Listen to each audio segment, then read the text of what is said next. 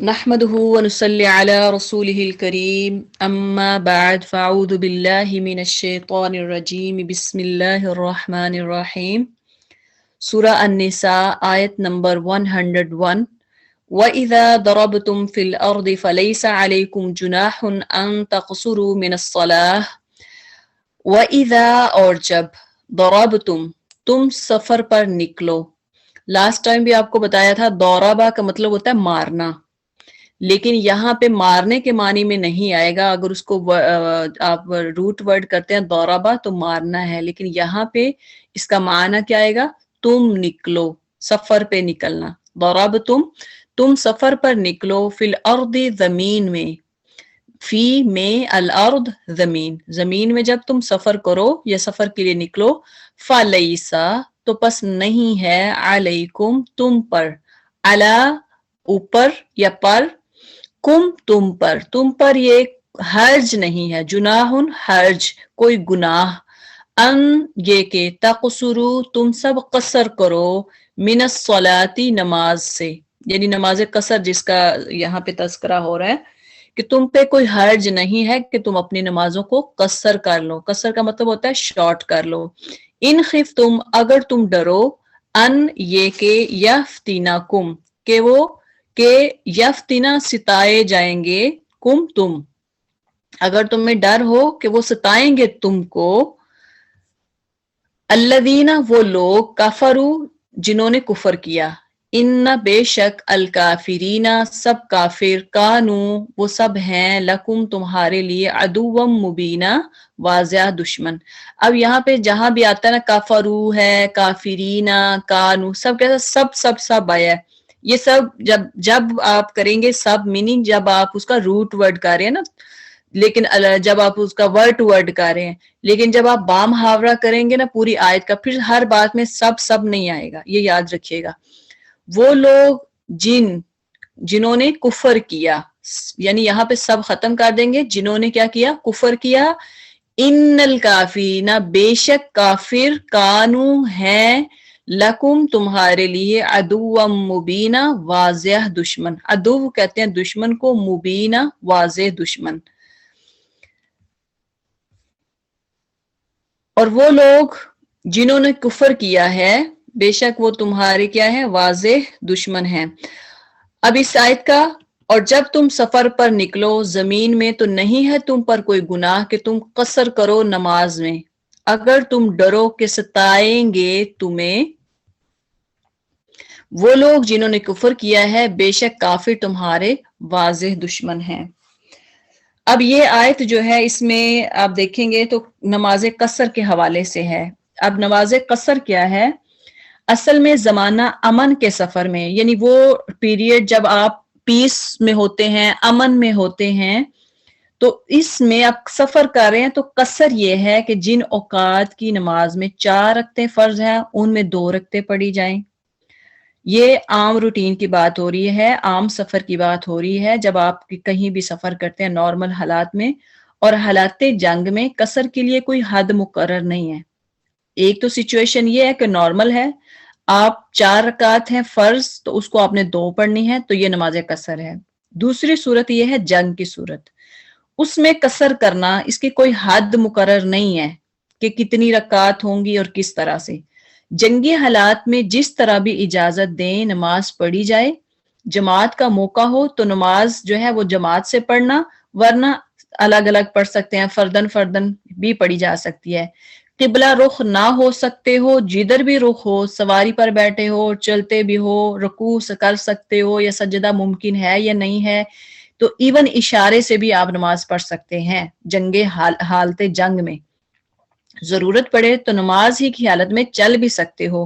کپڑوں کو خون لگا ہو تب بھی کوئی حرج نہیں ہے. یعنی دیکھیں کہ یہ ساری صورتیں جنگ کی حالت میں ہیں. ابھی جو میں بتا رہی ہوں جنگ کی حالت میں کوئی کنڈیشن نہیں ہے نماز کی، آپ کھڑے ہیں، آپ بیٹھے ہیں، آپ رکوع کر سکتے ہیں، سجدہ کر سکتے ہیں ایون اشارے کے ساتھ بھی. اور عام حالات میں تو خون لگا ہو تو نماز نہیں ہوتی، لیکن اس جنگی حالت میں خون بھی اگر کپڑوں پہ لگا ہے پھر بھی نماز ہو سکتی ہے. اب اس بارے میں اختلاف ہے کہ سفر میں صرف فرض پڑھے جائیں یا سنتیں بھی. تو نبی صلی اللہ علیہ وسلم کے عمل سے کچھ ثابت ہے، وہ یہ ہے کہ آپ سفر میں فجر کی سنتوں، فجر کی جو نماز ہے اس کی سنتوں اور عشاء کے وتر کو لازم پڑھتے تھے۔ یاد رکھیے گا، فجر کی نماز اگر آپ فجر کی پڑھ رہے ہیں، آپ سفر پہ ہیں، تو فجر کی آپ نے 2 فرض بھی پڑھنے ہیں اور 2 سنہ بھی پڑھنی ہیں، ٹھیک ہے، یہ لازم ہے۔ اسی طرح عشاء کی نماز میں 2 رکعت آپ نے قصر کر لیے اور باقی آپ وتر آپ نے ضرور ادا کرنے، چاہے وتر آپ 1 پڑھ رہے ہیں یا 3 پڑھ رہے ہیں، وہ آپ نے ضرور پڑھنے ہیں۔ مگر باقی اوقات یعنی ظہر ہے، عصر، مغرب ہے، یہ 3 جو نمازیں ہیں، اس میں صرف فرض پڑھتے تھے، سنتے پڑھنے کو لازم نہیں کرتے تھے، یا ان کو کہیں بھی ثابت نہیں ہے کہ آپ صلی اللہ علیہ وسلم نے سنتوں کو پڑھا ہو۔ البتہ نفل نمازوں کا جب موقع ملتا تھا پڑھ لیا کرتے تھے، حتیٰ کہ سواری پر بیٹھے ہوئے بھی پڑھتے رہتے تھے۔ اسی طرح حضرت عبداللہ بن عمر رضی اللہ تعالی عنہ نے لوگوں کو سفر میں فجر کے علاوہ دوسرے اوقات کی سنتیں پڑھنے سے منع کیا ہے۔ اب یہ واضح رہے کہ سنتیں فجر کے علاوہ یا عشاء کی وتر کے علاوہ باقی کہیں بھی سنتوں کا نبی صلی اللہ علیہ وسلم سے یا صحابہ سے ثابت نہیں ہے۔ البتہ اس میں اختلاف بہت زیادہ ہے، بہت زیادہ اسکالر اختلاف کرتے ہیں، کوئی کچھ کہتے ہیں، کوئی کچھ کہتے ہیں، کتنی پڑھنی چاہیے، کیا پڑھنا چاہیے، لیکن جو آپ صلی اللہ علیہ وسلم سے اور صحابہ سے جو ثابت ہے وہ یہی ہے۔ اسی طرح سے ابن عمر رضی اللہ تعالی عنہ فرماتے ہیں کہ میں نے نبی صلی اللہ علیہ وسلم اور ابو بکر اور عمر اور عثمان رضی اللہ تعالی عنہم کے ساتھ سفروں میں رہا ہوں، کہتے ہیں کہ میں ان کے ساتھ سفروں میں رہا ہوں اور کبھی نہیں دیکھا کہ انہوں نے قصر نہ کیا ہو۔ ہمارے کیا ہوتا ہے کہ اکثر وہ کہتے ہیں نہیں قصر کیوں کرنی ہے، قصر نہیں کرتے، تو آپ صلی اللہ علیہ وسلم حضرت ابو بکر، عمر، عثمان، ان سب رضی اللہ تعالی عنہم کے ساتھ کہتے ہیں میں نے سفر کیا اور کبھی نہیں دیکھا کہ انہوں نے قصر نہ کیا ہو، ٹھیک ہے۔ تو بہرحال یہ جو ہے وہ آپ قصر کو اگر پڑھتے ہیں تو یہ اچھی بات ہے۔ اچھا جی، دوسرا اس میں یہ ہے کہ بعض کہتے ہیں کہ انسان کو کوئی مجبوری ہو تو پھر ہی قصر کرنی چاہیے، تو ایسا نہیں ہے، یا حالت جنگ میں ہو یا بہت لمبا سفر کر کے جائے تو اس کے بارے میں بہرحال اختلاف ہے کہ کتنے مائل جو ہیں، کتنے میل آپ دور ہوں گے تو آپ کو جو ہے وہ نماز قصر کرنی چاہیے۔ بہرحال اس میں اختلاف ہے، تو اگر کسی کو ضرورت پڑے گی تو انشاءاللہ یہ ہم اس کو واضح کر دیں گے، کیونکہ یہ آپ فتویٰ بھی لے سکتے ہیں کسی علماء سے بھی، کہ بہرحال اس کے زیادہ اختلاف میں ہم نہیں جانا چاہتے۔ جی آگے ہے آیت نمبر 102، وَإِذَا كُنْتَ فِيهِمْ فَأَقَمْتَ لَهُمُ الصَّلَاةَ فَلْتَقُمْ طَائِفَةٌ مِّنْهُمْ مَعَكَ، وَإِذَا اور جب،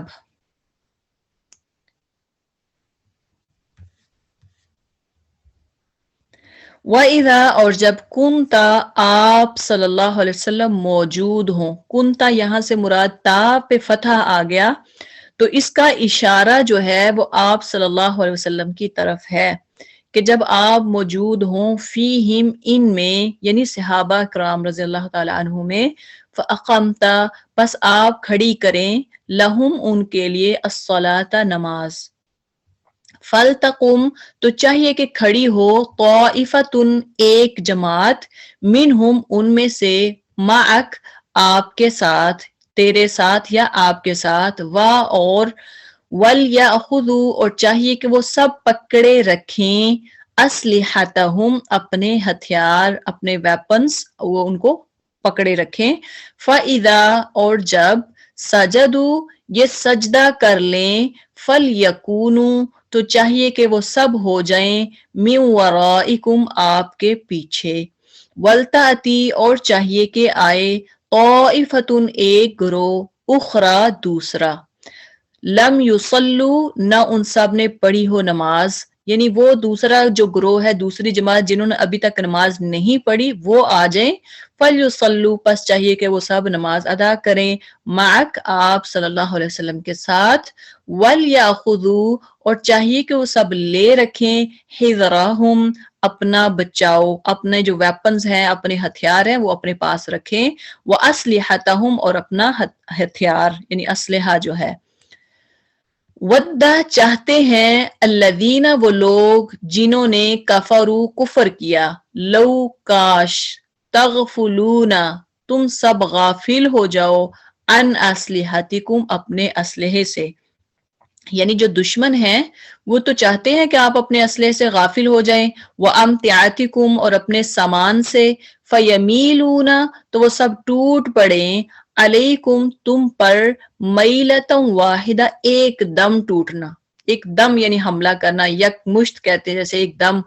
ولا جناح، اور کوئی نہیں گناہ، علیکم، تم پر، ان کانا، اگر ہو، بکم، تم کو، اذا، کوئی تکلیف،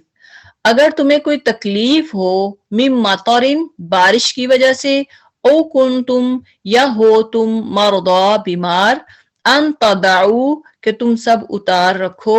اسلحتکم، اپنے اسلحے کو، ہاں اگر بارش ہے یا آپ کو یعنی جو جنگ میں لوگ ہیں، یعنی کسی کو کوئی تکلیف کوئی آ جاتا ہے، کوئی بیمار ہو جاتا ہے، اس صورت میں، بیماری کی حالت میں یا بارش کی صورت میں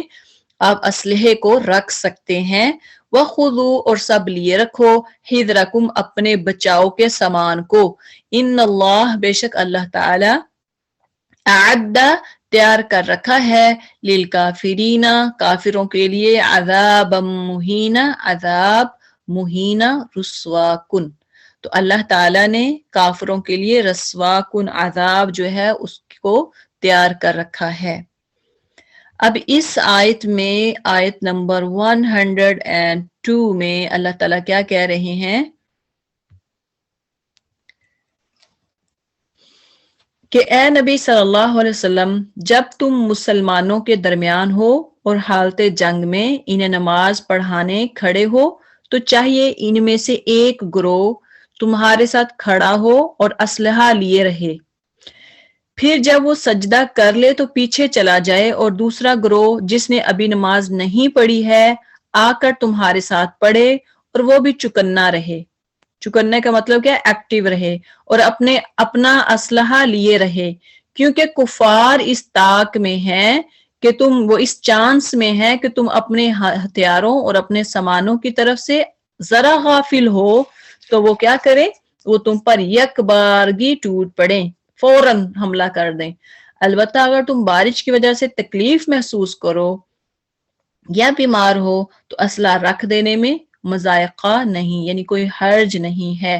مگر پھر بھی چکنے رہو، پھر بھی ایکٹیو رہنا ہے، دیکھتے رہنا ہے، یقین رکھو اللہ نے کافروں کے لیے رسوا کن عذاب مہیا کر رکھا ہے۔ اب یہ پوری آیت جو ہے اس میں ایک تو نماز قصر کے حوالے سے بتایا گیا ہے کہ نماز قصر جو ہے وہ آپ نے کیسے پڑھنی ہے، اس کا طریقہ یعنی نماز قصر کا دوسرا یہ ہے کہ جنگ کی حالت میں یہ وہ اس وقت ہے کہ جب میدان میں دونوں جماعتیں آمنے سامنے ہوں تو اس وقت کس طرح سے نماز پڑھی جائے گی حالت خوف میں۔ اچھا جی، اس میں نمبر 1 تو یہ ہے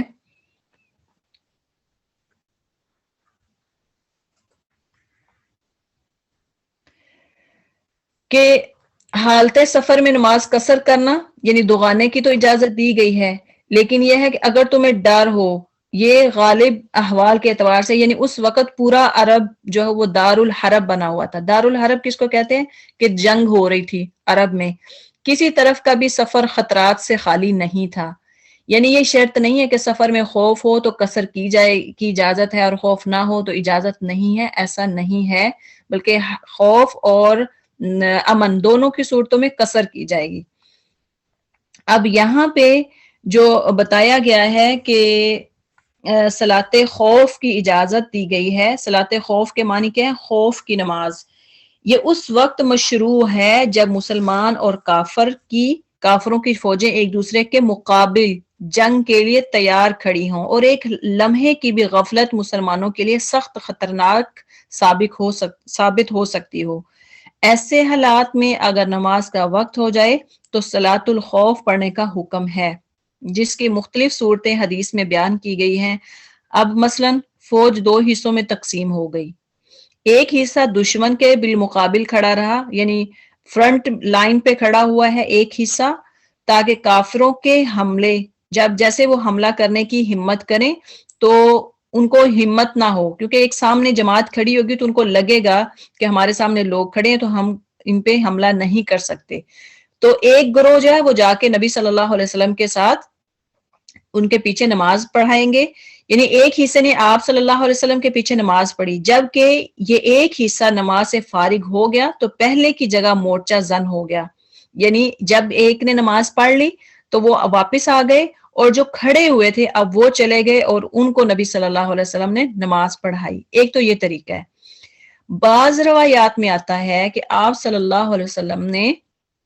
دونوں حصوں کو ایک ایک رکعت نماز پڑھائی، اس طرح آپ صلی اللہ علیہ وسلم کی 2 رکعت اور باقی فوجیوں کی ایک ایک رکعت ہوئی۔ بعض روایات میں آتا ہے کہ 2 رکعت پڑھائیں، یعنی فوجیوں نے 2 رکعت پڑھی، ایک گروہ نے 2 رکعت اور دوسرے گروپ نے 2 رکعت، تو ٹوٹل 4 رکعت۔ اس طرح آپ صلی اللہ علیہ وسلم کی 4 رکعت اور فوجیوں کی 2 رکعت ہوئیں۔ اور بعض روایات میں آتا ہے کہ آپ صلی اللہ علیہ وسلم نے ایک رکعت پڑھ کر اتحیات کی طرح بیٹھے رہے، فوجیوں نے کھڑے ہو کر اپنے طور پر ایک رکعت اور پڑھ کر 2 رکعت پوری کی اور دشمن کے سامنے جا کر ڈٹ گئے۔ دوسرے حصے نے، یعنی دوسرا جو گروہ ہے یا دوسرا گروپ، اس نے آپ صلی اللہ علیہ وسلم کے پیچھے نماز پڑھی، آپ صلی اللہ علیہ وسلم نے انہیں بھی ایک رکعت پڑھائی اور اتحیات میں بیٹھ گئے، اور اس وقت تک بیٹھے رہے جب تک فوجیوں نے دوسری رکعت پوری نہیں کر لی، پھر ان کے ساتھ آپ نے سلام پھیرا۔ اس طرح آپ صلی اللہ علیہ وسلم کی بھی 2 رکعت اور فوجیوں کی بھی 2 رکعت ہوئیں۔ آپ یہ دیکھیں کہ اس میں جنگ کی 3 طرح کی نماز پڑھنے کا بتایا گیا ہے، 3 طریقے سے نماز پڑھنے کا۔ ایک تو آپ نے دیکھا کہ آپ صلی اللہ علیہ وسلم نے 2 گروپ کو، ایک گروپ کو 2 رکعت، پھر دوسرے گروپ کو 2 رکعت پڑھائیں، ایک یہ طریقہ۔ دوسرا کیا ہے کہ آپ صلی اللہ علیہ وسلم نے 2 رکعت، ایک رکعت جو ہے وہ پڑھائیں، تو آپ صلی اللہ علیہ وسلم کی 2 رکعت ہوئی اور جو گروپ تھا ان کی ایک رکعت ہوئی۔ اور تیسرا طریقہ یہ ہے کہ آپ صلی اللہ علیہ وسلم نے ایک رکعت ایک گروپ کو پڑھائی اور اتحیات میں بیٹھے رہے، اور انہوں نے خود سے اپنی دوسری رکعت پڑھی اور سلام جو ہے وہ پھیر کے چلے گئے، اور آپ صلی اللہ علیہ وسلم سٹل آپ وہاں پہ اتحیات میں بیٹھے رہے۔ پھر دوسرا گروہ آیا اور وہ آ کر انہوں نے آپ صلی اللہ علیہ وسلم کے پیچھے دوسری رکعت پڑھی، تو آپ صلی اللہ علیہ وسلم نے پھر انہوں نے خود اپنی دوسری رکعت، سیکنڈ جو رکعت تھی وہ پوری کی، یعنی صحابہ نے، اور پھر اینڈ پہ آپ صلی اللہ علیہ وسلم نے اسلام پھیرا، تو آپ صلی اللہ علیہ وسلم کی 2 ہوئیں اور ان کی بھی 2 رکعت ہو گئیں۔ یہ 3 طریقے یہاں پہ بتائے گئے ہیں۔ تو آگے یہ ہے کہ اپنا سامان جو ہے وَخُذُوا حِذْرَكُمْ، دوسری بات یہ بتائی گئی ہے کہ اپنا سامان جو ہے اس کی حفاظت کرنی ہے، یعنی وہ جو آپ کے پاس اسلحہ ہے وہ کہیں اور نہیں رکھنا چاہیے بلکہ اپنے پاس رکھنا ہے، تاکہ کبھی بھی ایمرجنسی کی صورت میں جیسے حملہ ہوتا ہے تو فوراً ان پہ آپ اٹیک کر سکیں۔ کہیں دشمن آپ کو ہلکا سمجھ کے کہ ان کے پاس اب سامان نہیں ہے تو وہ پیچھے سے آ کے حملہ کر دیں، تو اس صورت میں پھر آپ کیا کریں گے؟ آپ کمزور پڑ جائیں گے۔ تو اس لیے اسلحہ جو ہے وہ آپ کے پاس موجود ہونا چاہیے جب آپ نماز پڑھ رہے ہوں۔ جی اگلی جو آیت ہے، آیت نمبر 103، اس میں جی وَإِذَا قَضَيْتُمُ الصَّلَاةَ، جب آپ نماز، فَإِذَا پس جب، قَضَيْتُم تم ادا کر چکو، الصَّلَاةَ نماز، فَاذْكُرُوا تو تم نے کیا کرنا ہے؟ ذکر کرتے رہو اللہ کا، قیاماً کھڑے ہوتے یا اٹھتے ہوئے، وقعوداً اور بیٹھے ہوئے یا بیٹھتے ہوئے، وعلی جنوبہم اور اپنے پہلوؤں کے بل لیٹے ہوئے، فَإِذَا پس جب، فَإِذَا اطْمَأْنَنْتُمْ تم اطمینان پالو فَأَقِیمُوا الصَّلَاةَ تو تم سب قائم کرو نماز ان الصلاۃ بے شک نماز کانت ہے علی المؤمنین سب مومنوں پر کتاباً فرض موقوتا مقررہ اوقات میں۔ اب اس آیت میں ہمیں ایک اور چیز سیکھنے کو ملتی ہے کہ نماز کو اس کے اوقات میں اس کے ٹائم پہ پڑھنی چاہیے۔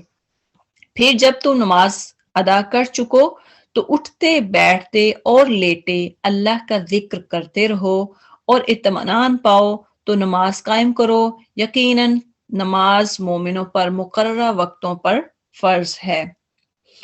یہاں یعنی مراد یہ ہے کہ خوف کی نماز، اس میں چونکہ یہ ہلکا کر دیا گیا کہ تم کھڑے بیٹھے جیسے بھی آپ پڑھ سکتے ہو، اور پھر یہ ہے کہ اللہ کا ذکر بھی کر سکتے ہو، جیسے بھی آپ جس حالت میں بھی ہے آپ اللہ کا ذکر کرتے رہو۔ اس سے کیا ہوتی ہے کہ انسان کو مومن کو اللہ سے مدد ملتی ہے۔ دوسرا یہ ہے کہ جب اطمینان پاؤ تو نماز قائم کرو، یعنی اس سے مراد جب خوف اور جنگ کی حالت ختم ہو جائے تو پھر نماز کو اس کے طریقے کے مطابق پڑھنا ہے جو عام حالات میں پڑھی جاتی ہے۔ ٹھیک ہے، پہلا جد کیا تھا؟ فَإِذَا قَضَيْتُمُ الصَّلَاةَ فَاذْكُرُوا اللَّهَ قِيَامًا وَقُعُودًا وَعَلَى جُنُوبِهِمْ، یعنی جنگ کی حالت میں ہو تو اس وقت آپ نماز تو پڑھ لی ہے، اب آپ نے اذکار جیسے بھی آپ کے پاس کھڑے بیٹھے لیٹے جیسے بھی آپ پڑھ سکتے ہیں۔ دوسرا یہ ہے کہ جب اب نماز اب جنگ کی حالت ٹل گئی ہے، اب جنگ نہیں ہے، آپ عام حالات میں عام روٹین میں ہے، تو اس وقت کیا کرنا ہے؟ اطمینان کے ساتھ نماز پڑھو جیسا کہ عام روٹین میں پڑھتے ہو۔ اور ان الصلاۃ کانت علی المؤمنین کتابا موقوتا، اور اس کے وقت مقررہ وقت پہ نماز ادا کرو، کیونکہ جو مومن ہے نماز مومنوں پر مقررہ وقتوں پر فرض ہے۔ تو اس لیے یہ بھی پتا چلا کہ نماز جو ہے وہ پورے ٹائم پہ اس کے پڑھنی چاہیے۔ اس میں نماز کو مقررہ وقت پڑھنے میں تاکید کی گئی ہے، جسے معلوم ہوتا ہے کہ بغیر شرعی عذر کے دو نمازوں کو جمع کرنا صحیح نہیں ہے۔ اگر کوئی عذر شرعی نہیں ہے تو پھر نماز کو دو نمازوں کو اکٹھا نہیں کیا جا سکتا، کیونکہ اس طرح کم از کم ایک نماز غیر وقت میں پڑھی جائے گی جو اس آیت کے خلاف ہے۔ تو اس لیے جو نماز کا ٹائم ہو اسی میں پڑھنی چاہیے۔ ہاں کوئی شرعی عذر ہے تو اس وقت آپ پھر دو نمازوں کو اکٹھا کر سکتے ہیں۔ آپ دیکھیں کہ اس میں ان دونوں آیات کو اگر آپ پچھلی آیت میں دیکھیں تو ہمارے اپنے اگر ہم اپنا دیکھتے ہیں تو ہمارے لیے یہ لیسن ہے، اور ان لوگوں کے لیے، ان بہنوں کے لیے بھی یہ لیسن ہے کہ جو نماز میں سستی کرتی ہیں، نماز پڑھنے کے لیے بہانے بناتی ہیں اور کہتی ہیں کہ جی میرے کپڑے خراب ہیں، یا بچے نے پیشاب کر دیا اب کیسے اتاروں، یا غسل کروں گی تو پھر ہی میں نماز پڑھوں گی، یا پھر ابھی نہیں پڑھوں گی، فلاں وقت گزر جائے گا، کچھ مہینے گزر جائیں گے یا ہفتے بعد شروع کروں گی، ابھی مینٹلی میں صحیح نہیں ہوں۔ تو دیکھیں کہ جب جنگی صورت میں، جنگ کے حالات میں دشمن سر پہ ہیں اور آپ کو پتہ ہے کسی بھی ٹائم وہ حملہ کر سکتے ہیں، اس حالت میں بھی نماز کا اللہ تعالیٰ نے نہیں کہا کہ آپ چھوڑ دو، بلکہ اس حالت میں بھی اللہ تعالیٰ نے کہا خوف کی حالت میں بھی نماز پڑھو۔ تو جب جنگ کی حالت میں نماز کی چھوٹ نہیں ہے تو پھر دیکھیں کہ عام حالات میں ہمارے لیے کیسے چھوٹ ہو سکتی ہے، کیسے ممکن ہے کہ ہمیں چھوٹ مل جائے، کہ چھوٹے چھوٹے ہم بہانے لگائیں کہ میں ایکسکیوز کرتے رہیں کہ فلاں وجہ سے میں نماز نہیں پڑھ سکتی، فلاں وجہ سے نماز نہیں پڑھ سکتی۔ یا دیکھیں ہم کسی صورت میں بھی نماز کی چھوٹ نہیں ہے، قصر کی ہے کہ آپ قصر کر سکتے ہیں، ہاں پوری نہیں، اگر آپ سفر میں ہیں تو آپ پوری نہیں پڑھیں، قصر کر لیں، فرض نہیں پڑھیں، سنتے نہیں پڑھ سکتے تو کم از کم آپ فرض پڑھ لیں۔ تو بہرحال بیٹھ کے اگر آپ بیماری کی حالت میں ہیں آپ بیٹھ کے پڑھ لیں، آپ کھڑے ہو کے نہیں پڑھ سکتے لیٹ کے پڑھ لیں، آپ اشارے کے ساتھ پڑھ لیں، یہ بھی اللہ تعالیٰ نے آسانی دی ہے۔ اس کے باوجود بھی اگر انسان نماز سے کترائے، نماز سے اس کو ڈیلے کرتا جائے اور اپنے دنیاوی کاموں کو کرنے کے لیے سم ٹائم ایسا ہم کرتے ہیں کہ یہ میرا کام ہو جائے پھر میں نماز پڑھوں گی، اب دوسرا کام سوار شیطان ڈال دیتا ہے کہ اب دوسرا کام کرنا ہے، اچھا کہتے ہیں پھر اچھا تھوڑی دیر بعد، وہ کرتے کرتے ہماری نماز کافی ڈیلے ہو جاتی ہے، وہ قضا بھی ہو جاتی ہے۔ تو یہ دیکھیں کہ یہاں پہ اس آیت کو اگر ہم دیتے ہیں تو اس آیت پر عمل کرنے کے لیے ہمیں نمازوں کو ٹائم پہ پڑھنا ہوگا۔ آگے ہے آیت نمبر 104 وَلَا تَهِنُوا فِي ابْتِغَاءِ الْقَوْمِ، اور نہ تَهِنُوا تم سب کمزوری دکھاؤ، فِي ابْتِغَاءِ الْقَوْمِ دشمن یعنی قوم کا پیچھا کرنے میں، فی ہوتا ہے میں، ابتغاء کہتے ہیں تلاش میں، القوم قوم کے پیچھے یا اس کے پیچھا کرنے میں یا اس کو ڈھونڈنے میں تم کمزوری نہ دکھاؤ۔ ان تکونو اگر تم سب ہو، تعلمون تم سب تکلیف اٹھاتے، فَإِنَّهُمْ تو بے شک وہ سب، یعلمون وہ سب تکلیف اٹھاتے ہیں۔ آپ دیکھیے کہ یہاں پہ تعلمون حمزہ کے ساتھ، ایک ہوتا ہے تعلمون، دونوں میں فرق ہے۔ اب اس میں بھی تجوید کا بھی غور کریں کہ اگر ہم تعلمون ہے تو اس کی بجائے ہم تعلمون عین کے ساتھ پڑھ دیں گے تو اس کا مطلب ہے تم جانتے، تم جانتے، یا یعلمون وہ جانتے۔ یہاں پہ تعلمون حمزہ کے ساتھ ہے جس کا مطلب ہے تکلیف اٹھاتے، دونوں میں معنی دیکھیں کتنا چینج ہو گیا۔ فَإِنَّهُمْ بے شک، یعلمون وہ سب تکلیف اٹھاتے، یعنی تمہیں اگر تم جنگ میں ہوتے ہو تو تم کو تکلیف ہوتی ہے، مسلمانوں سے کہا جا رہا ہے، تو وہ بھی جو مشرک ہیں ان کو بھی تکلیف ہوتی ہے، کما جیسا کہ تعلمون تم سب تکلیف اٹھاتے ہو، وَتَرْجُونَ اور تم سب امید رکھتے ہو، من اللہ اللہ سے، ما لا یرجون جو نہیں وہ سب امید رکھتے، یعنی تم کو تو امید ہوتی ہے کہ اگر شہید ہو گئے تو اللہ کے ہاں رتبہ پائیں گے، لیکن جو کافر ہیں ان کو یہ امید نہیں ہوتی کہ اللہ کے ہاں ہم بڑا رتبہ پائیں گے۔ وَكَانَ اللَّهُ اور ہے اللہ تعالی علیمًا حکیمہ خوب جاننے والا اور حکمت والا۔ اب اس آیت مبارکہ میں اللہ تعالیٰ کیا فرما رہے ہیں کہ ان لوگوں کا پیچھا کرنے سے ہارے دل ہو کر بیٹھ نہ رہو، یعنی یہ نہیں ہے کہ ان کا پیچھا کر اب جنگ ہے تو آپ آرام سے بیٹھے رہو، نہیں، اگر تمہیں بے آرامی ہو یعنی بے سکونی ہے تو انہیں بھی تو تمہاری طرح بے آرامی ہوتی ہے، یہ ظاہری بات ہے، سٹرگل کرنی پڑتی ہے، جب جنگ میں انسان ہوتا ہے مشکلات آتی ہیں، سٹرگل ہوتی ہیں، مشکلات کا سامنا کرنا پڑتا ہے، تو تم اللہ سے وہ امیدیں رکھتے ہو جو امیدیں انہیں نہیں، جو امید آپ کو ہوتی ہے، آپ کو ایک ہوپ ہوتی ہے، جو شہید ہوتا ہے یا مجاہد ہوتا ہے اس کو امید ہوتی ہے کہ شہادت کی صورت میں اللہ کے ہاں جنت کا رتبہ ملے گا، اور مجاہد کو یہ بھی امید ہوتی ہے کہ اگر فتح یاب ہو گیا تو واپس آ گیا تو اس صورت میں بھی وہ غازی ہو جائے گا اور مال غنیمت پائے گا، تو دنیا میں بھی اس کو ریوارڈ ہے اور آخرت میں بھی ہے، جبکہ جو کافر ہے اس کو تو دنیا میں تو شاید ان کو ریوارڈ ملتا ہو لیکن آخرت میں ان کے لیے کوئی اللہ کے ہاں کوئی ریوارڈ نہیں ہے، اللہ تعالیٰ دانا اور حکیم ہے۔ اب اس آیت میں یعنی اپنے دشمن کے تعاقب کرنے میں یا ان کا پیچھا کرنے میں کمزوری مت دکھاؤ بلکہ ان کے خلاف بھرپور جد و جہد کرو اور گھات لگا کر بیٹھو۔ اب دوسرا یہ ہے کہ اگر تمہیں بے آرامی ہوتی ہے تو انہیں بھی بے آرامی، اس کا مطلب کیا ہے، یعنی زخم تو تمہیں بھی اور انہیں بھی دونوں کو پہنچتے ہیں، لیکن ان زخموں پر اللہ تعالیٰ تو اللہ سے، تمہیں تو اللہ سے اجر کی امید ہے لیکن وہ اس کی امید نہیں رکھتے، اس لیے اجر آخرت کے حصول کے لیے جو محنت اور کاوش تم کر سکتے ہو وہ کافر نہیں کر سکتے۔ تو اب دیکھیں کہ ہمارے جو فوجی ہیں یا مسلمان جو فوجی ہیں جب بھی وہ جہاد کے لیے نکلتے ہیں تو ان کا ایک ہی نعرہ ہوتا ہے لا الہ الا اللہ یا اللہ اکبر، تو جو غیر مسلم ہیں وہ ان کو وہ اللہ کی یعنی وہ جنگ کرتے ہیں یا جہاد جو ہوتا ہے ان کا جنگ ہوتی ہے وہ اس میں اللہ سے ان کو کوئی امید نہیں ہوتی، ان کو صرف یہ ہوتا ہے کہ ہم نے ہار کے نہیں آنا، ہم نے جیت کے آنا ہے، لیکن جو مسلمان ہوتے ہیں ان کو امید ہوتی ہے کہ ہم نے اگر شہید بھی ہو گئے تو اللہ کے ہاں بلند رتبہ پائیں گے، شہیدوں کا تو ویسے ہی بہت زیادہ اللہ تعالیٰ نے ان کا رتبہ رکھا ہے، تو بہرحال ان کو وہ امید ہوتی ہے کہ جنت میں ہمیں بہت کچھ ملنے والا ہے۔ اب اگلا جو رکوع آ رہا ہے اس میں جو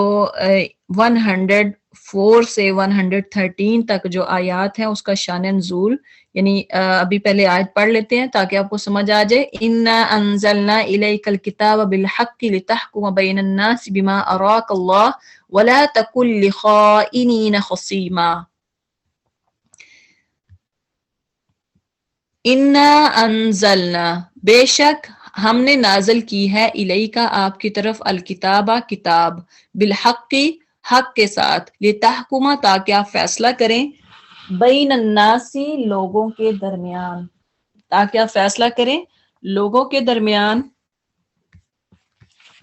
بما اس کے ذریعے اراکا دکھایا آپ کو اللہ نے ولا تکن اور نہ آپ بنے للخائنین خیانت کرنے والوں کے لیے خصیمہ جھگڑا کرنے والے واستغفر اور بخشش طلب کریں اللہ سے ان اللہ بے شک اللہ تعالی کان ہے غفور الرحیمہ بخشنے والا اور رحم فرمانے والا ولا اور نہ تجادل آپ جھگڑا کریں عن الذین ان لوگوں کی طرف سے یختانون وہ سب خیانت کرتے ہیں انفسہم اپنے نفسوں کی ان اللہ بے شک اللہ تعالی لا یحب نہیں وہ پسند کرتا من کانا جو ہو خوانن بہت خیانت کرنے والا اثیما گنہگار یستخفون وہ سب چھپتے ہیں من الناسی لوگوں سے ولا اور نہیں یستخفون وہ سب چھپ سکتے من اللہ سے یعنی لوگوں سے تو چھپ سکتے ہیں لیکن اللہ سے نہیں چھپ سکتے وَهُوَ مَعَهُمْ حالانکہ وہ ان کے ساتھ ہوتا ہے اذ جب یبیتون وہ سب راتوں کو مشورہ کرتے ہیں مالا جو نہیں یرضا وہ پسند کرتا من القولی بات سے وکان اللہ بما اور ہے اللہ تعالی بما اس کو جو یعملون وہ سب عمل کرتے ہیں محیطا گھیرے ہوئے یعنی انسان جو بھی عمل کرتا ہے اللہ سے وہ اللہ کو خوب پتا ہے تم ہا اولائی وہی لوگ ہو جادل تم جو تم جھگڑا کرتے ہو انہم ان کی طرف سے فی الحیات الدنیا دنیاوی زندگی میں فمن پس کون ہے یجادلو جو جھگڑا کرے گا اللہ سے عنہم ان کی طرف سے یوم القیامہ قیامت کے دن یعنی تم دنیا میں تو رہ کے ایک دوسرے کی وکالت کرتے ہو اپنے خاندان یا اپنے بچوں یا اپنی فیملی کی وجہ سے ان کی حمایت میں تو جھگڑا کرتے ہو یا بحث یا آرگومنٹ کر سکتے ہو لیکن قیامت والے دن کون ہے جو جھگڑا کرے گا من یا کون یکون ہوگا علیہم ان پر وکیلا وکالت کرنے والا وَمَن يَعْمَلْ اور کون ہے جو عمل کر لے سوءً کوئی برائی کا او یا ظلم یا وہ ظلم کر لے نفسہ اپنے نفس پر ثم پھر یستغفر اللہ وہ بخشش مانگے اللہ سے یجد اللہ وہ پائے گا اللہ کو غفور الرحیمہ بہت بخشنے والا رحیم وَمَن يَكْسِبْ اور کون جو یکسب کماتا ہے اثمن کوئی گناہ فَإِنَّمَا تو در حقیقت یکسبہ وہ کماتا ہے اس گناہ کے وبال کو علی نفسہ اپنی جان پر یعنی کوئی بھی جو گناہ کرتا ہے تو اس کا گناہ اس کے اپنے نفس پر ہوتا ہے اس کا وبال اس کی سزا جو ہے اس کو ہی بھگتنی پڑتی ہے وَقَانَ اللہ اور اللہ ہے علیمًا خوب علم رکھنے والا حکیمہ خوب حکمت والا وَمَن يَكْسِبْ خَطِيئَةً اور جو کوئی یکسب ارتکاب کرے یا کمائے خطیہ کسی خطا کا او اثمن یا کسی گناہ کا ثم پھر یرمی وہ تہمت لگا دے بھی اس کی بریئن کسی بے گناہ پر فقد تو یقیناً احتمالا اس نے بوجھ اٹھایا بہتان کا او و اثمن اور اثمم مبینہ کھلے گناہ کا ولولا فضل اللہ اور اگر نہ ہو فضل اللہ کا فضل علیہ کا آپ صلی اللہ علیہ وسلم پر ورحمتہ اور اس کی رحمت لہمت یقیناً قصد کر لیا تھا ارادہ کر لیا تھا طائفہ ایک گروہ نے منہم ان میں سے یہ کہ یضلوا کا وہ سب گمراہ کر دیں گے آپ کو وما یضلون حالانکہ نہیں وہ سب گمراہ کرتے الا مگر انفسہم اپنے آپ کو وما اور نہیں یضرون کا وہ سب بگاڑ سکتے آپ کا من شیء کچھ بھی وانزل اللہ اور اتاری اللہ تعالی نے علیہ کا آپ پر الکتاب کتاب والحکمہ اور حکمت وعلمک اور سکھایا آپ کو معلم جو نہیں تکن تعلم تھے آپ جانتے وکانا اور ہے فضل اللہ اللہ کا فضل علی کا آپ پر عظیمہ بہت بڑا. اب ان سب آیات کو اگر آپ دیکھیں تو ان کا شان نزول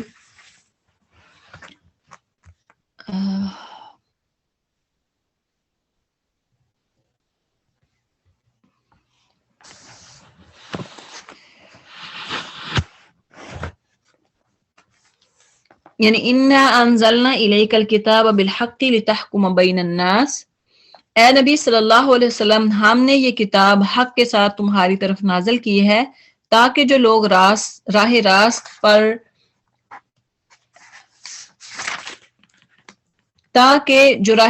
اللہ تعالی نے تمہیں دکھائی ہے اس کے مطابق لوگوں کے درمیان فیصلہ کرو،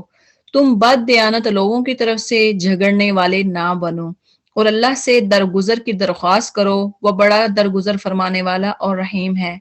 جو لوگ اپنے نفس سے خیانت کرتے ہیں تم ان کی حمایت نہ کرو، اللہ کو ایسا شخص پسند نہیں ہے جو خیانت کار اور معصیت پیشہ ہو. یہ لوگ انسانوں سے اپنی حرکات چھپا سکتے ہیں مگر اللہ سے نہیں چھپا سکتے، وہ تو اس وقت بھی ان کے ساتھ ہوتا ہے جب یہ راتوں کو چھپ کر اس کی مرضی کے خلاف مشورے کرتے ہیں. ان کے سارے اعمال پر اللہ محیط ہے. ہاں تم لوگوں نے ان مجرموں کی طرف سے دنیا کی زندگی میں تو جھگڑا کر لیا، مگر قیامت کے روز ان کی طرف سے کوئی جھگڑا کرے گا؟ کون جھگڑا کرے گا؟ آخر وہاں کون ان کا وکیل ہوگا؟ اگر کوئی شخص برا فعل کر گزرے یا اپنے نفس پر ظلم کر جائے اور اس کے بعد اللہ سے درگزر کی درخواست کرے تو اللہ کو درگزر کرنے والا اور رحیم پائے گا. مگر جو برائی کما لے تو اس کی یہ کمائی اسی کے لیے وبال ہوگی. اللہ تعالیٰ کو سب باتوں کی خبر ہے اور وہ حکیم و دانا ہے. پھر جس نے کوئی خطا یا گناہ کیا اس کا الزام کسی پر بے گناہ پر تھوپ دیا یا اس نے بڑے بہتان اور صریح گناہ کا بار سمیٹ لیا. اے نبی صلی اللہ علیہ وسلم اگر اللہ کا فضل تم پر نہ ہوتا اور اس کی رحمت تمہارے شامل حال نہ ہوتی تو ان میں سے ایک گروہ نے تو تمہیں غلط فہمی میں مبتلا کرنے کا فیصلہ کر ہی لیا تھا، حالانکہ در حقیقت وہ خود اپنے سوا کسی کو غلط فہمی میں مبتلا نہیں کر رہے تھے اور تمہارا کوئی نقصان نہ کر سکتے تھے. اللہ نے تم پر کتاب اور حکمت نازل کی اور تم کو وہ کچھ بتایا جو تمہیں معلوم نہ تھا اور اس کا فضل تم پر بہت ہے. اب ان آیات میں اصل میں یہ نازل کب ہوئی، ان کا شان نزول کہ انصار کے قبیلہ بنی ظفر میں ایک شخص جس کا نام طعمہ یا بشیر بن ابیرق تھا، اس نے ایک انصاری کی زرہ چرا لی. اس نے زرہ چرا لی، وہ جو ہوتی ہے نا جو جنگ میں پہنتے ہیں زرہ، وہ چرا لی. جب اس کا چرچا ہوا اور اس کو اپنی چوری کے بے نقاب ہونے کا خطرہ محسوس ہوا تو اس نے وہ کیا کیا، وہ زرہ ایک یہودی کے گھر پھینک دی. اپنے گھر سے اس نے وہ یہودی کے گھر پھینک دی اور بنی ظفر کے کچھ آدمیوں کو ساتھ لے کر، یعنی اپنے قبیلے کے کچھ آدمیوں کو ساتھ لے کر نبی صلی اللہ علیہ وسلم کی خدمت میں پہنچ گیا. ان سب نے کہا کہ زرہ چوری کرنے والا فلاں یہودی ہے. یہودی نبی صلی اللہ علیہ وسلم کی خدمت میں حاضر ہوا اور اس نے کہا کہ بنی ابیرق نے ذرا چوری کر کے میرے گھر پھینک دی. یعنی اس آدمی نے جو طعمہ یا جس کا نام بشیر بن ابیرق ہے، یہودی نے کہا کہ وہ ذرا اس نے چوری کر کے میرے گھر پھینک دی ہے. اب بنی ظفر اور بنی ابیرق ایک قبیلہ ٹرائب جیسے ہوتے ہیں نا ہمارے، ایسے ہی وہ بھی ٹرائب کے لوگ جو تھے طعمہ یا بشیر وغیرہ، یہ بڑے ہوشیار تھے اور نبی صلی اللہ علیہ وسلم کو باور کراتے رہے، یقین دلاتے رہے کہ چور یہودی ہی ہے اور وہ طعمہ پر الزام لگانے میں جھوٹا ہے. نبی صلی اللہ علیہ وسلم نے بھی ان کی چکنی چپڑی باتوں سے متاثر ہو گئے اور قریب تھا کہ اس انصاری کو چوری کے الزام سے بری کر کے یہودی پر چوری کی فرد عائد فرما دیتے. یعنی دیکھیں کہ اتنے لوگ وہ چلاک اور ہوشیار تھے کہ آپ صلی اللہ علیہ وسلم کو بھی انہوں نے اپنی باتوں میں پھنسانے کی پوری کوشش کی اور بہت قریب تھا کہ آپ صلی اللہ علیہ وسلم کہتے کہ یہ یہودی جو ہے نا اس نے جرم کیا ہے، حالانکہ چوری کس نے کی تھی، وہ جو آدمی تاما جس کا نام بتایا جاتا ہے جو ان کے قبیلے کا تھا، اس نے چوری کی تھی اور وہ زیرہ ادھر پھینک دی تھی۔ اب ہوا کیا کہ اللہ تعالیٰ نے یہ آیت نازل فرما دی، جس سے ایک بات یہ معلوم ہوئی کہ نبی صلی اللہ علیہ وسلم بھی بحیثیت ایک انسان کے غلط فہمی میں پڑ سکتے ہیں، کیونکہ آپ صلی اللہ علیہ وسلم ایک انسان ہیں۔ دوسری بات اس سے یہ بھی معلوم ہوتی ہے کہ آپ صلی اللہ علیہ وسلم عالم الغیب نہیں ہیں۔ جو لوگ کہتے ہیں کہ آپ صلی اللہ علیہ وسلم کو غیب کا معلوم ہے، غیب کا علم جانتے ہیں، ایسا نہیں تھا۔ اگر عالم الغیب ہوتے تو دیکھیں کہ فوراً آپ صلی اللہ علیہ وسلم کو پتہ چل جاتا کہ یہ زرہ تو انصاری نے چرائی ہے اور یہودی کے گھر پھینکی ہے، آپ کو سارا پتہ چل جاتا، لیکن ایسا نہیں تھا۔ ورنہ آپ صلی اللہ علیہ وسلم پر فوراً صورتحال واضح ہو جاتی اگر آپ عالم الغیب ہوتے۔ تیسری بات یہ بھی معلوم ہوتی ہے کہ اللہ تعالیٰ اپنے پیغمبر کی حفاظت فرماتا ہے، اور اگر کبھی حق کے پوشیدہ رہ جانے اور اس سے ادھر ادھر ہونے کا مرحلہ آ جائے، ایسا وقت آ جائے کہ جب حق کو چھپایا جا رہا ہے یا آپ صلی اللہ علیہ وسلم کو واضح نہیں ہو رہا، تو فوراً اللہ تعالیٰ اسے آپ صلی اللہ علیہ وسلم کو بتا دیتا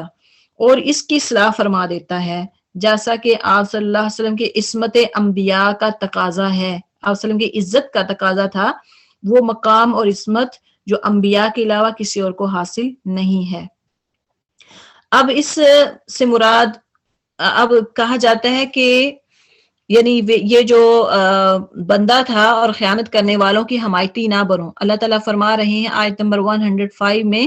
اِنَّا أَنزَلْنَا إِلَيْكَ الْكِتَابَ بِالْحَقِّ لِتَحْكُمَ بَيْنَ النَّاسِ بِمَا أَرَاكَ اللَّهُ وَلَا تَكُن لِّلْخَائِنِينَ، یعنی جو خیانت کرنے والے ہیں ان کی حمایت کرنے والے نہ بنیے۔ جو خیانت کرنے والے، اس سے ہمیں یہ بھی معلوم ہوتا ہے کہ ایک بندہ کوئی خیانت کر رہا ہے اور آپ کو وہ اپنی لپٹی باتوں میں، اپنی میٹھی میٹھی باتوں میں آپ کو اگر وہ پھنسانے کی کوشش کرتا ہے تو وَلَا تَكُن لِّلْخَائِنِينَ خَصِيمًا، تو آپ بنے نہ، یعنی خیانت کرنے والوں میں سے نہ بنیں، یہ جو جھگڑالو ہیں ان کے ساتھ شامل نہ ہو جائیں۔ تو یہ ہمارے لیے نہ صرف نبی صلی اللہ علیہ وسلم کے لیے تھا بلکہ آج ہمارے لیے بھی ہے۔ اب ہمارے وکلاء جو ہے، وکیل کیا کچھ کرتے ہیں، غلط کو صحیح ثابت کرنے کی کتنی کوشش کرتے ہیں۔ ایک آدمی سراسر پتہ چلتا ہے کہ یہ قاتل ہے، لیکن اس کو بے گناہ ثابت کرنے کے لیے کیا کیا کچھ وہ کرتے ہیں۔ لوگوں کو جھوٹے وہ حلف دلانے کے لیے وہ جج کے سامنے وہ حلف بیانی کے لیے لے آتے ہیں اور لوگ جھوٹی قسمیں، جھوٹے قرآن اٹھا کے جاتے ہیں۔ وقتی طور پہ تو ان کو لگتا ہے کہ وہ فتح یاب ہو گئے، وہ سزا سے بچ گئے، لیکن اللہ کے ہاں تو ان کو ایک دن سزا ملنی ہی ملنی ہے نا، جو اللہ نے مقرر کی ہے قاتل کی۔ اور جو جھوٹ بولنے والے اور جھوٹیاں گواہیاں دینے والے، ان سب کو بھی اللہ تعالیٰ ضرور پکڑے گا۔ تو اس لیے ہمیں بھی، اگر ہمیں پتہ ہو ہمارے 2-3 بچے ہیں اور ان کے سامنے کون جھوٹ بول رہا اور کون کس پہ بلیم کر رہا ہے، تو فوراً ہمیں چکنا رہنا چاہیے ایسی باتوں میں۔ اور اپنی فیملی، اگر ہمیں پتہ ہو ہماری اپنی فیملی کے کسی بچے نے غلط کیا ہے یا اپنی فیملی کی کسی بہن نے، بھائی نے غلط کیا ہے، اس کو چھپانے کے لیے ہم کیا کیا کچھ ہتھ کنڈے کرتے ہیں، جھوٹ بولنا، ان سب باتوں سے ہمیں یہی پتہ چلتا ہے اس آیت سے کہ ہمیں کسی کا ساتھ نہیں دینا چاہیے۔ کوئی غلط ہے تو اس کو غلط کہیں، کچھ صحیح ہے تو اس کو صحیح کہیں، چاہے وہ آپ کی اپنی فیملی، آپ کے اپنے یعنی ذات کے متعلق کیوں نہ ہو۔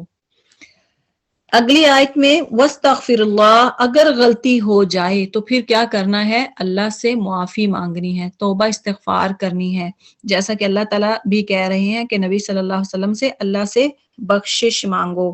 یعنی بغیر تحقیق یہ آپ صلی اللہ علیہ وسلم جو خیانت کرنے والوں کی حمایت کی ہے، اس پر اللہ سے مغفرت طلب کریں۔ اس سے یہ بھی معلوم ہوا کہ فریقین میں سے جب تک کسی کی بابت پورا یقین نہ ہو جائے، جب تک ہمیں پورا علم نہ ہو جائے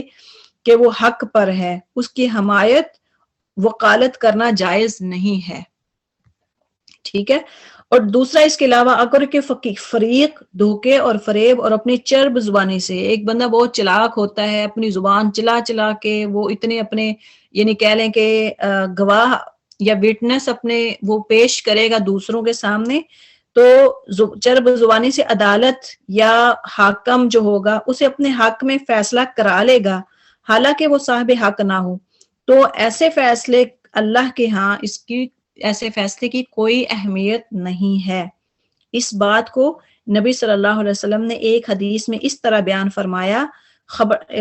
اور خبردار کیا، میں ایک انسان ہی ہوں اور جس طرح میں سنتا ہوں اسی کی روشنی میں فیصلہ کرتا ہوں۔ ممکن ہے ایک شخص اپنی دلیل اور حجت پیش کرنے میں تیز ترار اور ہوشیار ہو اور میں اس کی گفتگو سے متاثر ہو کر اس کے حق میں فیصلہ کر دوں، درہاں یعنی حالانکہ حقیقت میں وہ حق پر نہ ہو، اور اس طرح میں دوسرے مسلمان کا حق اسے دے دوں۔ اسے یاد رکھنا چاہیے کہ یہ آگ کا ٹکڑا ہے، یعنی بائی مسٹیک اگر ایک بندہ زبان چلا چلا کے تیز زبانی سے اپنی دلائل دے کے تو جھوٹے دلائل یا وٹنس لے کے آ کے وہ ہو سکتا ہے فیصلہ اپنے حق میں کروا لے، اور اس بندے کو تو پتہ ہے نا، جو فیصلہ کروانے والا ہے اس کو تو پتہ ہے کہ میں جھوٹ بول رہا ہوں، یا وکیل جو ہوتا ہے اس کو پتہ ہوتا ہے میں جھوٹ بول رہا ہوں، تو اس کے باوجود آپ نے فرمایا کہ یہ سمجھ لے کہ یہ آگ کا ٹکڑا ہے، یہ اس کی مرضی ہے، اسے لے لے یا چھوڑ دے۔ یہ صحیح بخاری کتاب الشہادہ والحیل والاحکام، صحیح مسلم کتاب الاقضیہ میں کی یہ حدیث ہے۔ تو یہ گویا کہ ایک آگ ہے جسے چاہے، یا آگ کا ٹکڑا ہے جسے چاہے تو لے لے اور جسے چاہے تو چھوڑ دے۔ اب یہ تھے ہمارے ہاں عام رواج ہے کہ بیٹیوں کے جو زمین ہے اس پہ حق ڈاکہ ڈالنا، بھائیوں کا اکثر ہوتا ہے کہ وہ اپنی بہنوں کو وہ حصہ نہیں دیتے جائیداد میں سے، وراثت میں سے، تو اب وہ کیا کرتے ہیں، ان کو یا تو لکھ دیں گے یہ ہماری ستیلی بہنیں ہیں، یا ان کو چوری چھپے ان کے انگوٹھے لگوا لیتے ہیں، بہت کچھ یعنی آپ دیکھتے ہیں کہ لوگ کرتے ہیں ہیلے بہانے وراثت سے جان چھڑوانے کے لیے کہ ان کو وراثت نہ ملے۔ تو گویا کہ یہ بھی دیکھیں نا کہ وہ آگ ہوتی ہے جو کہ اگر ان کو یہ حدیث ان کو بتائی بھی جائیں، بہرحال دنیا کا جو مال ہے نا وہ اتنا وہ لوگوں کو لگتا ہے کہ یہ بس دنیا کے لیے رہ جائے گا اور ہمیں آخرت میں شاید وہ ان کو آخرت کا یقین نہیں ہوتا، اس لیے وہ دنیا کے مال کو کمانے کے لیے طرح طرح کے ہیلے اور بہانے بناتے ہیں۔ تو بہرحال یہ حدیث بہت ہی اہم ہے ان لوگوں کے لیے جو کہ دوسروں کا حق کھاتے ہیں ناحق طریقے سے۔ آگے فرمایا ایسے لوگ اگر غلطی کر لیں تو واستغفر، اگر آپ کو یعنی یہاں سے آپ صلی اللہ علیہ وسلم سے کہا جا رہا ہے کہ آپ بخشش طلب کریں، کیونکہ آپ صلی اللہ علیہ وسلم کو انہوں نے اپنی باتوں میں اتنا الجھا دیا تھا کہ فیصلہ کرنے کے قریب تھے کہ یہودی جو ہے وہ گناہ گار ہے، تو لہٰذا اللہ تعالیٰ بخشنے والا رحم فرمانے والا ہے۔ وَلَا تُجَادِلْ عَنِ الَّذِينَ يَخْتَانُونَ أَنفُسَهُمْ، یعنی جنہوں نے اپنے ان سے جھگڑا نہیں کریں، اور نہ آپ جھگڑا کریں ان لوگوں سے جو وہ سب خیانت کرتے ہیں اپنے نفسوں کی۔ دیکھیں کہ اصل میں کیا ہے کہ انسان کو پتہ نہیں ہے کہ وہ جو ہم جھوٹ بول رہے ہیں یا کوئی چیز حاصل کر رہے ہیں جھوٹ بول کے، حالانکہ اپنے نفسوں کی آپ خود خیانت کر رہے ہیں،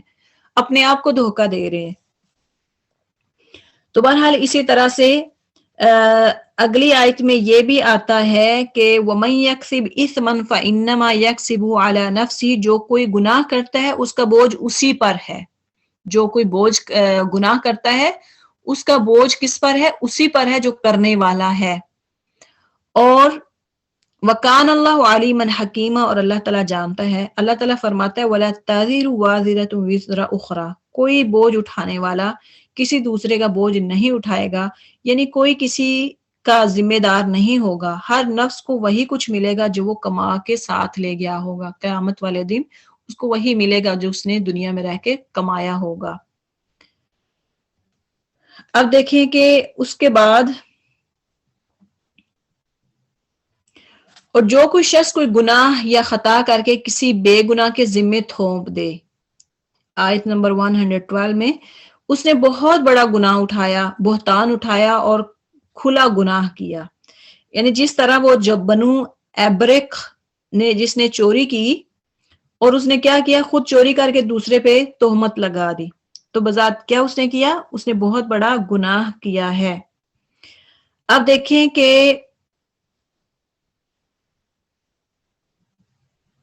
وَلَوْلَا فَضْلُ اللَّهِ، آخری جو آیت ہے اس میں اللہ تعالیٰ فرما رہے ہیں کہ اگر اللہ کا فضل آپ صلی اللہ علیہ وسلم پر نہ ہوتا، آیت نمبر 113، اگر اللہ کا فضل آپ صلی اللہ علیہ وسلم پر نہ ہوتا اور اس کی رحمت نہ ہوتی تو لہمت طائفۃ منہم، تو ایک جو جماعت تھی وہ تو ارادہ کر ہی چکی تھی کہ وہ آپ کو ضرور آپ سے وہ فیصلہ دلوائیں گے جو غلط فیصلہ ہے۔ اب اس میں اللہ تعالیٰ کی ایک خاص حفاظت اور نگرانی کا ذکر ہے، جس کا اہتمام انبیاء علیہ السلام کے لیے فرمایا ہے، جو انبیاء پر اللہ کے فضل اور خاص اس کی رحمت خاصہ کا مظہر ہے۔ یعنی ایک طائف سے مراد وہ جماعت ہے جو بنو ابرک کی حمایت میں رسول صلی اللہ علیہ وسلم کی خدمت میں ان کی صفائی پیش کر رہے تھے، جس سے یہ اندیشہ پیدا ہو گیا تھا، ڈر ہو گیا تھا کہ نبی صلی اللہ علیہ وسلم اس شخص کو چوری کے الزام سے بری کر دیں گے جو فی الواقع چور تھا۔ دوسرا یہ فضل ہوا کہ اللہ تعالیٰ کا احسان کا ذکر فرما رہے ہیں کہ آپ پر کتاب اور حکمت نازل فرمائی۔ تو یہ کتاب اور حکمت یعنی فوری طور پہ جو فرشتہ آیا اور اس نے آپ صلی اللہ علیہ وسلم کو بتایا، تو یہ بھی اللہ تعالیٰ نے آپ پر ایک فضل کیا ہے۔ اللہ تعالیٰ نے آپ صلی اللہ علیہ وسلم پر ایک احسان فرمایا اور کتاب اور حکمت آپ کو دی، تو فوراً آپ صلی اللہ علیہ وسلم نے جو آپ کہہ لیں کہ انجانے میں جو فیصلہ کرنے جا رہے تھے اس سے آپ کو باز رکھا۔ تو یہ بھی اللہ تعالیٰ اپنا احسان بتا رہے ہیں کہ فضل میں نے کیا اور ایک میں نے آپ صلی اللہ علیہ وسلم پر اپنا احسان فرمایا اور کتاب و حکمت بھی عطا کی۔ اس کے علاوہ بہت سی اور باتوں کا آپ کو علم دیا جن سے آپ صلی اللہ علیہ وسلم بے خبر تھے، اور یہ بھی گویا آپ کے عالم الغیب ہونے کی نفی فرمائی، کیونکہ جو خود عالم الغیب ہو اسے تو کسی اور سے علم حاصل کرنے کی ضرورت ہی نہیں ہوتی، اور جسے دوسرے سے معلومات حاصل ہوں وہی کے ذریعے سے یا کسی اور طریقے سے وہ عالم الغیب نہیں ہوتا ہے۔ اب آگے ہے نجوا، یعنی کیا؟ سرگوشیاں کرنا۔ تو سرگوشی کرنا یا ایک دوسرے کے کان میں بات کرنے کے بارے میں۔ تو اب دیکھیں کہ وَمَن يُشَاقِ الرَّسُولَ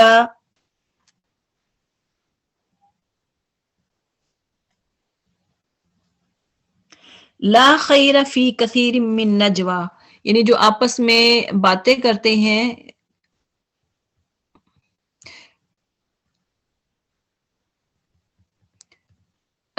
لا خیر فی کثیر من نجواہم الا من امر بصدقہ، نہیں کوئی خیر ان کی سرگوشیوں میں سے اکثر کے سوائے اس کی سرگوشی جو حکم دے صدقہ کرنے کی یا اچھی بات کی یا صلح کرانے کی لوگوں کے درمیان، اور جو کرے گا ایسے کام اللہ کی خوشنودی حاصل کرنے کے لیے تو ان قریب ہم دیں گے اسے اجر عظیم۔ یعنی آیت نمبر جو 114 ہے اس میں اللہ تعالیٰ بتا رہے ہیں کہ لا خیر فی کثیر، ان کے اکثر خفیہ مشوروں میں کوئی خیر نہیں ہے، ہاں بھلائی اس کے مشورے میں ہے جو خیرات کا یا نیک بات کا یا لوگوں میں صلح کرانے کا حکم دے۔ ہم دیکھتے ہیں اگر آپ کہیں بھی کسی پارٹی میں جائیں، کسی ایون کے جنازے پہ بھی جائیں یا کسی شادی بیاہ پہ جائیں، تو دو چار بہنیں یا دو چار لوگ اگر ایک جگہ پہ بیٹھے ہوئے نا رشتہ دار، اور بالکل آہستہ آہستہ سے باتیں کر رہے ہوں، تو آپ کو کیا لگتا ہے؟ کیا وہ بھلائی کی باتیں کر رہے ہیں؟ لا خیر فی کثیر من نجواکم، یعنی اکثر جو سرگوشیاں کی جاتی ہے نا، کارنر میٹنگ ہوتی ہے، آرام سے بیٹھ کے پھس پھس کر رہی ہوتی ہیں، تو اس میں اکثر میں کوئی بھلائی نہیں ہوتی، وہ اچھائی کا کام نہیں کر رہی ہوتی، وہ آپس میں اس کا گلا اس کا گلا، کوئی بہو کا، کوئی ساس کا، کوئی خاندان کے کوئی پرابلمز وہ حل کر رہی ہوتی ہیں یا وہ ڈسکس کر رہی ہوتی ہیں۔ تو الا من امر بصدقہ، سوائے اس سرگوشی کے جو حکم دے صدقہ کرنے کا۔ ہاں اگر ایسی کوئی آپ کی بیٹھک ہو رہی ہے، کوئی ایسی آپ کی میٹنگ ہو رہی ہے جس میں آپ صدقے خیرات کی بات کر رہے ہیں، او معروف یا اچھی بات کا، او اصلاح یا صلح کرانے کی بات کر رہے ہیں بین الناس، لوگوں کے درمیان، تو پھر تو اچھی بات ہے۔ ورنہ اکثر جو سرگوشیاں ہوتی ہیں، اکثر جو کارنر میٹنگ ہوتی ہیں، وہ کیا ہوتی ہیں؟ اکثر جو آپ باتیں کرتے ہیں آپس میں، یہ اکثر اس میں خیر نہیں ہوتی، خاص اور عورتیں بیچاریاں، یہ کہاں دو چار بیٹھ جائیں اور پھر کہاں بھلائی کی بات کر سکتی ہیں۔ وَمَن يَفْعَلْ ذَلِكَ ابْتِغَاءَ مَرْضَاتِ اللَّهِ، اور ایسے کام اللہ کی خوشنودی حاصل کرنے کے لیے تو انقریب ہم دیں گے اسے اجر۔ اگر آپ ایسا کام کر رہے ہیں جس میں اللہ کی رضا ہے، اللہ کی خوشنودی ہے، کوئی آپ ایسی بات کر رہے ہیں، تو اللہ تعالیٰ کہتے ہیں ہم ضرور اس کا جو اجر ہے وہ تمہیں دیں گے۔ اب اس آیت میں کہ نجوا کا مطلب کیا؟ سرگوشی سے مراد وہ باتیں ہیں جو منافقین آپس میں مسلمانوں کے خلاف یا ایک دوسرے کے خلاف کرتے تھے. دوسرا جو صدقہ خیرات آیا ہے یا معروف، یعنی جو ہر قسم کی نیکی کو شامل ہے، اور اصلاح بین الناس کے بارے میں مشورے یا خیر پر مبنی، جیسا کہ اگر کوئی اخلاص یعنی اللہ کی رضا الہی کا مقصد نہیں ہوگا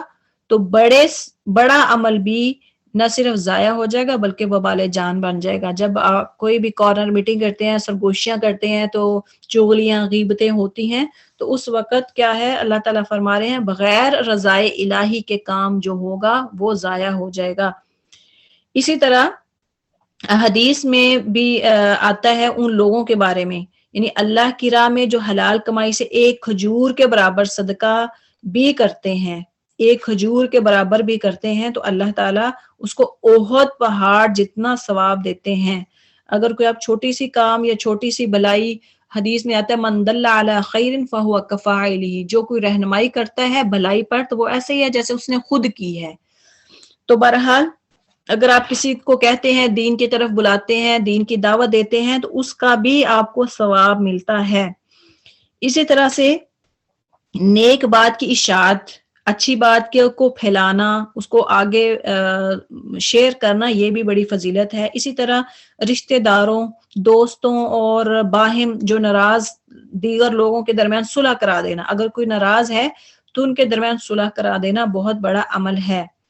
اسی طرح ایک حدیث میں سے نفلی روزے اور نفلی نمازوں اور نفلی صدقات و خیرات سے بھی زیادہ افضل بتایا گیا ہے کہ جو کسی ناراض کے درمیان صلح کرواتا ہے. تو یہ بھی دیکھیں کہ آپ صلی اللہ علیہ وسلم نے فرمایا الا اخبرکم بافضل من درجۃ الصیام والصلاۃ والصدقہ، کیا میں تمہیں ایسی بات کے بارے میں نہ بتاؤں کہ جو افضل ہے روزوں سے، نماز اور صدقے سے بھی افضل ہو؟ قالوا بلا، صحابہ نے فرمایا کیوں نہیں اللہ کے رسول صلی اللہ علیہ وسلم، ضرور. آپ نے فرمایا اصلاح ذات البین قال وفساد ذات البین ہی الحالقہ، یعنی آپ نے فرمایا کہ لوگوں کے درمیان صلح کروائیں، یہ زیادہ افضل ہے، اس کا درجہ زیادہ افضل ہے روزوں سے، نماز سے اور صدقے سے. تو فرمایا وفساد ذات البین ہی الحالقہ، اور ہاں اگر کوئی دوسرے کے درمیان فساد پھیلاتا ہے تو یہ بھی ہلاک کرنے والی ہے. دونوں باتیں ذہن میں رکھیں. اگر صلح کا اتنا اجر ہے تو اس کا لڑائی کا بھی بہت زیادہ گناہ ہوتا ہے، اور حتیٰ کہ صلح کروانے والے کو جھوٹ تک بولنے کی اجازت دی گئی ہے. وَفَسَادُ ذَاتِ الْبَيْنِ هِيَ الْحَالِقَةُ، تاکہ اسے ایک دوسرے کو قریب لانے کے لیے اور مصلحت کے لیے کی ضرورت پڑے. یعنی آپ دیکھیں کہ اگر کوئی دو بہنیں یا چار کوئی آپس میں لڑائی ہوئی ہے، تو اگر آپ کہہ دیں کسی کو کہ چاہے وہ آپ کے ساتھ اس نے بہت بولا ہو، کہ اس کے خلاف بولا ہو کہ یہ تو ایسی ہے ویسی ہے، لیکن آپ اگر دوسرے کو بتا رہے ہیں نا، تو آپ اپنے طور پہ جھوٹ بھی بول سکتے ہیں. آپ کہہ سکتے ہیں کہ نہیں وہ تو آپ کے بارے میں اتنی آپ کی تعریفیں کاری تھی، وہ تو چاہتی ہے کہ صلح کرے. وہ تو آپس میں صلح کروانے کی صورت میں اگر آپ کو جھوٹ بولنا پڑے تو یہ جائز ہے. جیسے کہ حدیث میں آتا ہے لیس الکذاب الذی یصلح بین الناس، وہ شخص جھوٹا نہیں ہے جو لوگوں کے درمیان صلح کرانے کے لیے اچھی بات پھیلاتا ہے. فَيَمْنِي خَيْرًا أَوْ يَقُولَ خَيْرًا، اچھی بات پھیلاتا ہے یا اچھی بات کرتا ہے. یعنی دو کے درمیان صلح کرواتے ہوئے اگر آپ سے جھوٹ بولا جائے تو اس میں کوئی حرج نہیں ہے. تو بہرحال اس کا جو ہے، جو اس کے علاوہ دیکھیں کہ کتنا اجر ہے جو بندہ آپس میں صلح کرواتا ہے، صدقہ خیرات اور وہ نماز سے بھی افضل. وَمَن يَفْعَلْ ذَلِكَ ابْتِغَاءَ مَرْضَاتِ اللَّهِ فَسَوْفَ نُؤْتِيهِ أَجْرًا عَظِيمًا، اور اللہ تعالیٰ اس کے مقابلے میں بہت اجر بھی عطا فرمائیں گے. سبحانک اللہم وبحمدک، نشہد ان لا الہ الا انت، نستغفرک ونتوب الیک. وصلی اللہ علی خیر خلقہ محمد وآلہ واصحابہ اجمعین، آمین یا ارحم الراحمین. السلام علیکم ورحمۃ اللہ وبرکاتہ.